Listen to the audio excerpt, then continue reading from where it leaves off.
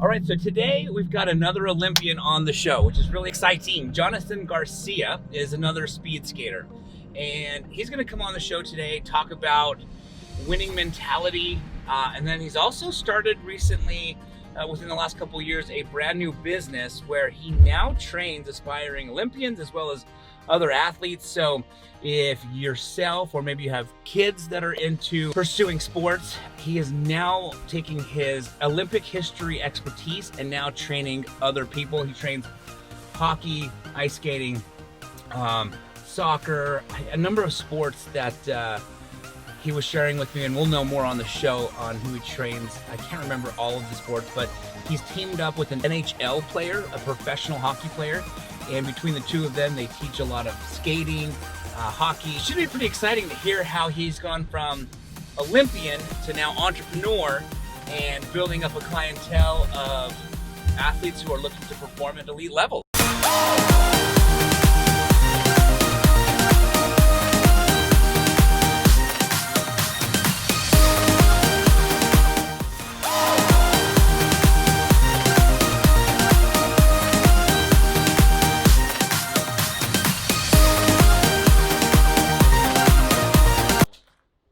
Jonathan Garcia, how do you want to do it, buddy?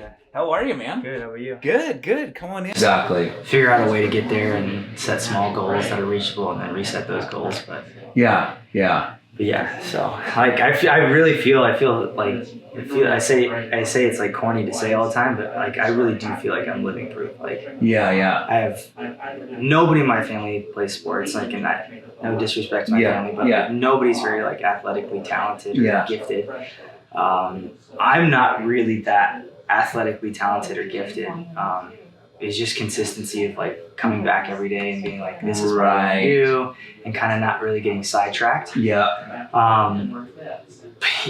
like, I mean, if you go back and you watch like my races from World Cups, World Championships, it's like people I'm skating against, they look like Vikings. Right. You know, like, I look like a child out there. Right. You know? A lot of people don't want to do the hard work, so then it's an easy excuse to say, Yeah, find something, right?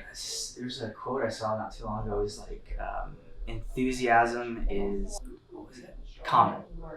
Endurance is rare. Oh, so a lot of people get hyped up for a week or two, and they're willing to work hard. Yeah. But it's literally the consistency. And a lot of people ask me, well, what's the difference between you and like all the people you've raced against and all that stuff? Yeah. And I literally tell them it really is consistency. It's Right. like just coming in every day, especially the days you don't want to do it, and just doing it. Yeah.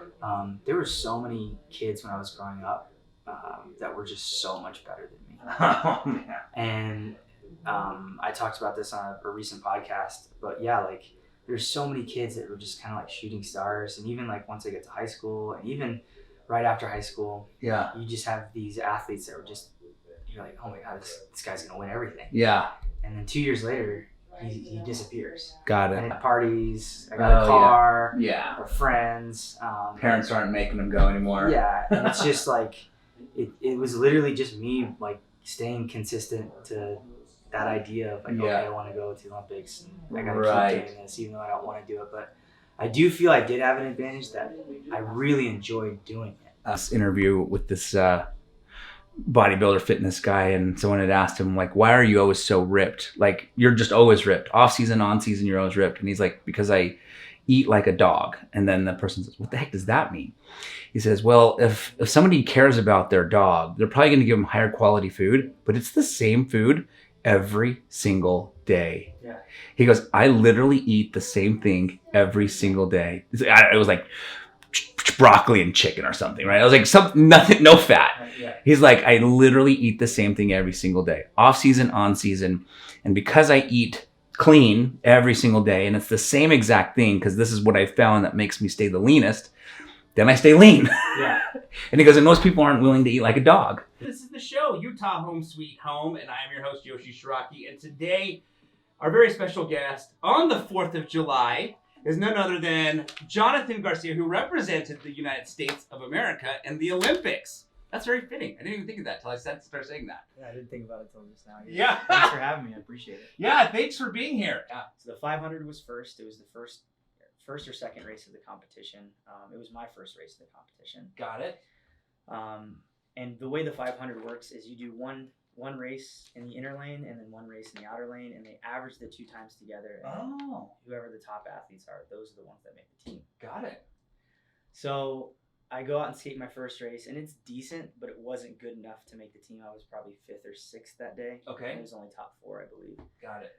So I go downstairs. We have about a 2-hour break, and I just kind of decompress, and I'm just like, all right, well, if you're gonna make this team, like, you need to skate faster. Like, you can't do that again. Yeah.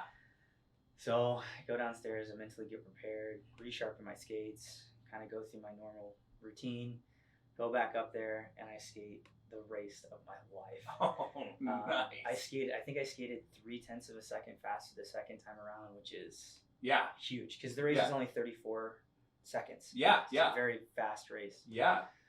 So I basically make the team, right? Right. I make the Olympic team. My coach is freaking out. I'm freaking out. I'm like, I wasn't really freaking out. I was kind of surprised in a way. I was super happy, and maybe about 5-10 minutes after my race, my coach comes up to me and he's like, hey, are you wearing your transponders? And immediately I was like, no, I'm not.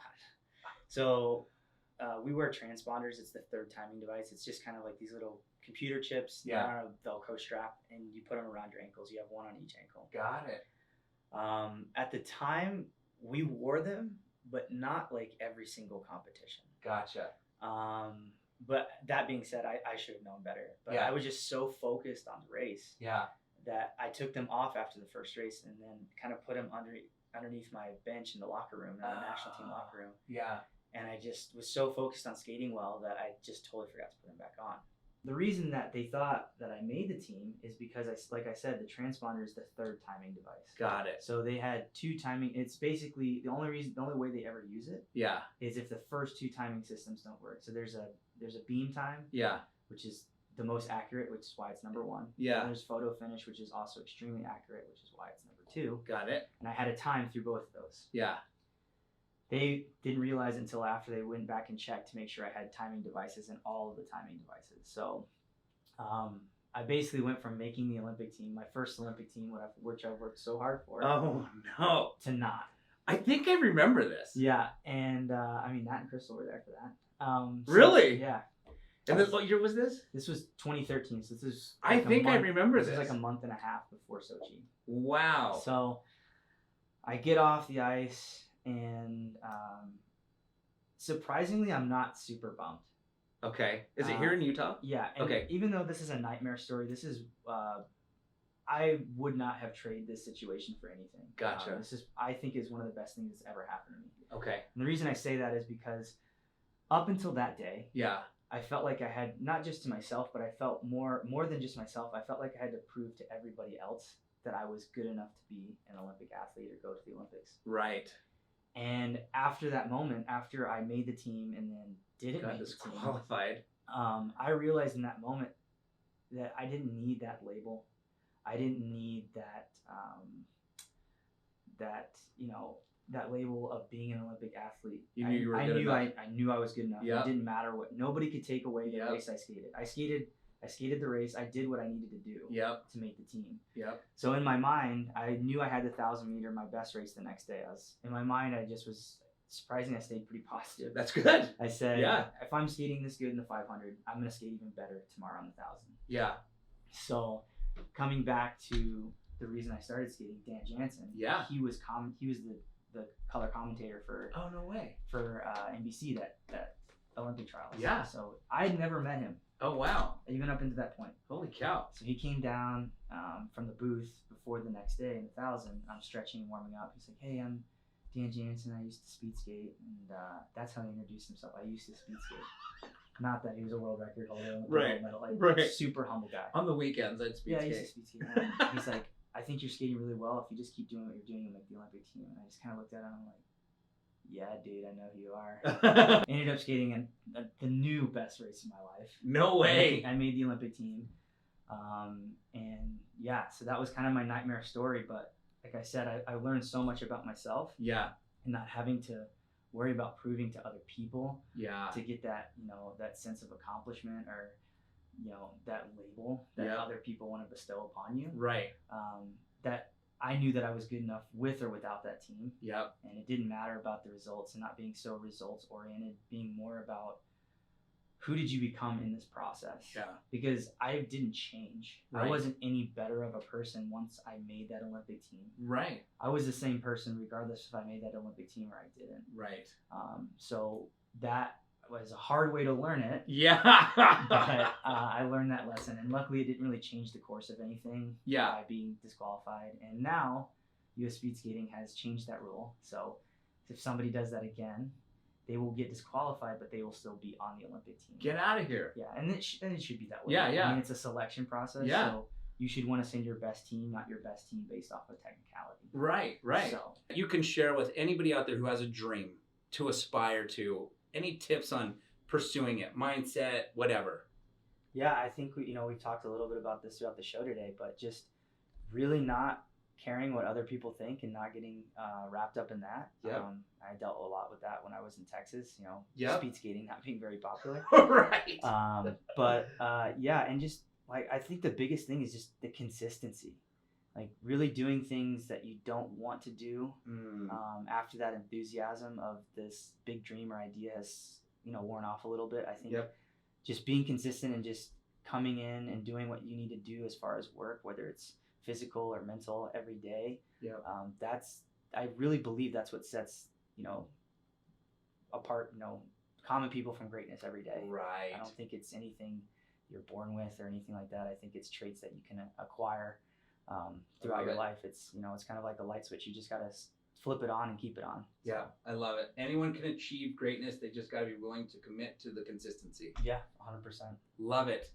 Jonathan, thank you for joining me today. I really appreciate it. Awesome. Yeah, thanks for having me. I really appreciate it too. Awesome. All right, everybody. Well, I hope you all have a spectacular 4th of July and a wonderful weekend. All right, so it's restaurant review time. Now, here's the situation. We just got done doing the radio show with Jonathan Garcia, the two-time Olympian. And originally, the plan was that we were going to go out to Sugar House Park, and he was going to train me and teach me some techniques that he's teaching other athletes right now. He started a new business, partnered up with an NHL professional hockey player. Together, they're starting to train different athletes, from skiers to skaters to hockey players to soccer players. And we were going to go do a little training session. But what we decided to do is I'm going to go to one of their legit training sessions next week.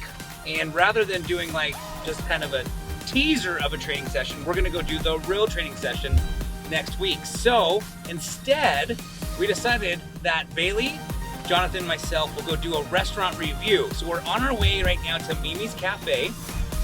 I've actually been there before, and I do enjoy their food, but want to review the food, go through the normal protocol, ask the waitress what I should order. Then we can get Jonathan's opinion as well on his food, and I'm excited to, instead of working out, go eat breakfast. Thank you.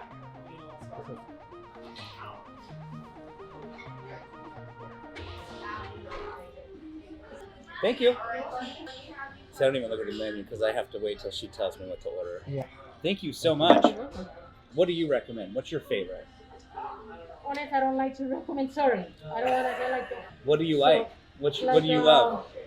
And the omelet, Yeah. the bacon avocado. Okay. And actually, the people don't order that one a lot. Okay. And the second one, it is, they have that my name now, but it is a Santa Fe. Okay.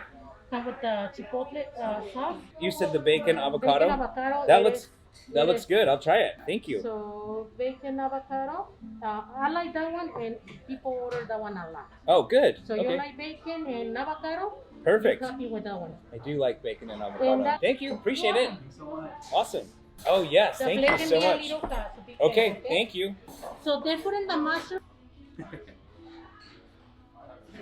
All right, so the waitress recommended the bacon avocado omelet, which actually looks amazing. Look at that. I'm gonna get a little avocado in this bite as well. All right, here we go. It has a lot of good flavors in there. That's really good.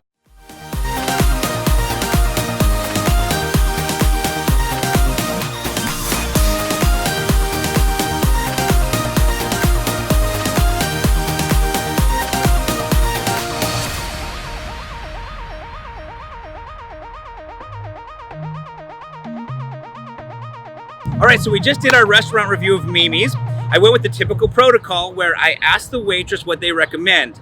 So that way I can gauge the review based off of something that's kind of a hot dish at this particular restaurant. She went with the avocado bacon omelet, and man, I have to say I approve of that omelet. It was absolutely delicious. I really enjoyed it. It had a lot of good flavors. Jonathan, you got... I got the turkey bacon sandwich, the turkey bacon club. Okay. It was really, really good. It's super solid.